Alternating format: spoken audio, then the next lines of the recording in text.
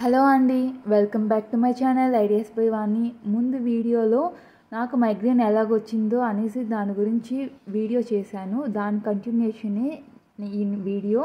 Migraine నేను ఎలాగ recovery చేసుకున్నానో ఎవరికైనా హెల్ప్ అవుతుందంటే ఖచ్చితంగా చూడండి. ఇంకా వీడియో స్టార్ట్ చేస్తామా? అందుకని ఇంకా ఐ చెకప్ చేసుకున్నాను. ఐ చెకప్ చేసుకుంటే ఆ మేడం కొంచెం సైట్ పెరుగుండదు. ఇలాగ నొప్పి వస్తుంది మేడం, రెగ్యులర్గా వస్తుందంటే నీకు ఐ సైట్ కూడా ఉంది కదా, దాని స్ట్రెస్ కూడా ఉంటుంది. ఇంకా నీకు నచ్చని ఫుడ్ తినకు. మైగ్రేన్ అనేది ఒక్క రీజనే కాదు, జర్నీస్ చేసినా, ఎక్కువ లైట్ సౌండ్ విన్నా, పడని స్మెల్ విన్నా, పడని ఫుడ్ తిన్నా కూడా వస్తుంది. ఒక రీజన్ అన్నీ కాదు. ఇంకా మెడిసిన్ కూడా నువ్వు నేను చెప్పాను ఇలాగా ఈ మెడిసిన్ ఇచ్చిండారు మేడం అంటే, వద్దులే నీకు అంత ఎఫెక్టివ్గా వద్దు, ఆ మెడిసిన్ వద్దు, నేను పారాసెటమాల్ కాంబినేషన్లో ఒకటి ఇస్తాను, అది వేసుకొని నొప్పి వచ్చినప్పుడు అన్నారు. సరే అనేసి నేను ఒక షీట్ తీసుకొని ఇంకా మేడం చెప్పినట్టు ఇంకా వచ్చేసాను. ఇంటికి వచ్చి ఇంకా ఆలోచించాను, మనకు ఎందుకు మైగ్రేన్ వచ్చింది, ఎప్పటి నుంచి వచ్చింది అనేసి చూస్తే నాకు ఫోన్ ఎప్పుడు వచ్చింది, ఎంఎస్ సెకండ్ ఇయర్లో వచ్చింది. ఇంకా మైగ్రేన్ అనేది ఎంఎస్ సెకండ్ ఇయర్ హాఫ్ నుంచి వచ్చింది. ఓకే, మెయిన్ ఎఫెక్ట్ అనేది మన ఫోన్ వల్ల. ఇంకా పెళ్ళైన తర్వాత ఇంటికాడ ఉండి టీవీ ఫోన్ చూసేసరికి ఇంకా ఎక్కువ అనేది మనకు హెడేక్, ఈ మైగ్రేన్ అనేది వస్తూ ఉంది. కాబట్టి నేను ఫోన్ అనేది అవాయిడ్ చేయాలి, టీవీ అనేది అవాయిడ్ చేయాలి అనేసి అనుకొని ఇప్పుడు నేను ఫోన్ అనేది ఒక 1 అవర్ యూస్ చేస్తుండే, దానికి మించి ఫోన్ అనేది యూస్ చేయట్లేదు. ఇంకా నచ్చని ఫుడ్ కూడా బయట ఫంక్షన్స్కి వెళ్ళినప్పుడు అసలు ఫుడ్ కూడా కొంచెం కొంచెం పెట్టుకొని ఏది బాగుంది, ఏది బాగా కుక్ అయింది, అసలు కుక్ అవ్వకుండా ఉండే ఫుడ్ తిన్నా కూడా నొప్పి వచ్చేస్తూ ఉంది అనేసి 2 సార్లు గమనించి ఇంకా ఆ వెజిటేబుల్ పలావ్ పెట్టుంటారు కదా, అస్సలు అదైతే దాని జోలికే పోను. ఏదో ఒక రోటీయో ఏదో ఒకటి తినేసి సాంబార్ రైస్ తినేసే వస్తాను ఇప్పుడు కూడా. అలాగా ఫుడ్లో చేంజ్ చేసుకున్నాను, నా డైలీ హ్యాబిచువల్లో చేంజ్ చేసుకున్నాను. ఇంకా టైం అనేది టైం టు టైం రెగ్యులర్గా ఫుడ్ తినేస్తూ ఉంటాను. ఈ 3 హ్యాబిట్స్ అనేది నేను చేంజ్ చేసుకున్నాను. చాలామంది ఇప్పుడు మైగ్రేన్తో సఫర్ అవుతూ ఉన్నారు, ప్రాపర్ ట్రీట్మెంట్ కూడా తీసుకుంటున్నారు, అయినా కూడా రికవర్ లేకున్నారు.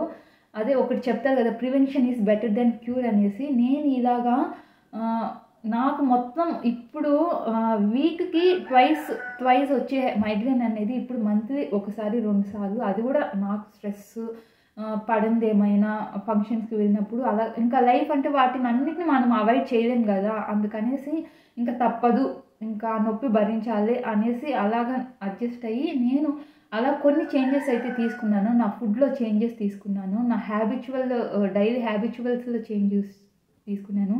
ఎర్లీ మార్నింగ్ అనేది కంప్లీట్గా ఒక 8 అవర్స్ కంప్లీట్ డీప్ స్లీప్ అనేది అవసరం. ప్రతి మైగ్రేన్ ఉన్న వాళ్ళకి కాదు, ప్రతి ఒక్కరికి 6 to 8 అవర్స్ అనేది డీప్ స్లీప్ అనేది అవసరము.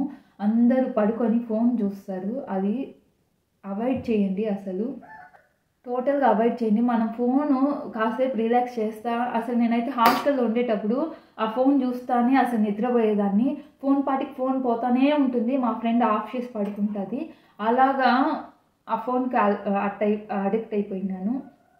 ఇప్పుడు టోటల్గా ఆ ఫోన్ అనేది పక్కన పెట్టేసి నా డైలీ హ్యాబిచువల్స్లో నేను ఏం చేంజ్ చేసుకున్నానో బ్రీఫ్గా చెప్తాను, అది ఎవరికైనా హెల్ప్ అవుతుంది అనేసి. అంటే ఇదే అనేసి ఫాలో అవ్వమని నేను చెప్పట్లేదు, మీ లైఫ్లో మీకు దేనివల్ల వస్తుందో అది కొద్దిగా ఒక 2 times ఒక 3 times మనకు వస్తుంది, ఎప్పుడెప్పుడు వచ్చింది అలాగా అనుకొని రివైజ్ చేసుకొని మనం దీన్ని అవాయిడ్ చేయాలి అనే ఉద్దేశంతో అలాగా హెల్ప్ అవుతుంది అనేసి నేను చెప్తున్నాను. నేనైతే పొద్దున్నతో ఎర్లీ మార్నింగ్ ఒక 1 లీటర్ దాకా వాటర్ తాగుతాను, గోరువెచ్చని నీళ్ళు తాగుతాను. ఇంకా ఇప్పుడైతే ధనియాల కషాయం కూడా తాగుతున్నాను. నైట్ ధనియాలంతా కూడా నానబెట్టుకునేసి మార్నింగ్ గ్లాస్ ధనియాల వాటర్ అనుకో, హాఫ్ గ్లాస్కి అయ్యేంతవరకు మరగబెట్టుకొని ఫిల్టర్ చేసుకొని తాగుతున్నాను. అది రిలీఫ్ అని అంటే నేను చెప్పలేను, కాకపోతే కొంచెం బెటర్ అనేసి అయితే చెప్పగలను. ఇంకా ధనియాలు మంచిదే కాబట్టి తాగుతున్నాను. ఇంకా నానబెట్టుకున్న బాదం ఒక 6 తింటాను, బాదము కిస్మిస్ 2 అయినా తింటాను.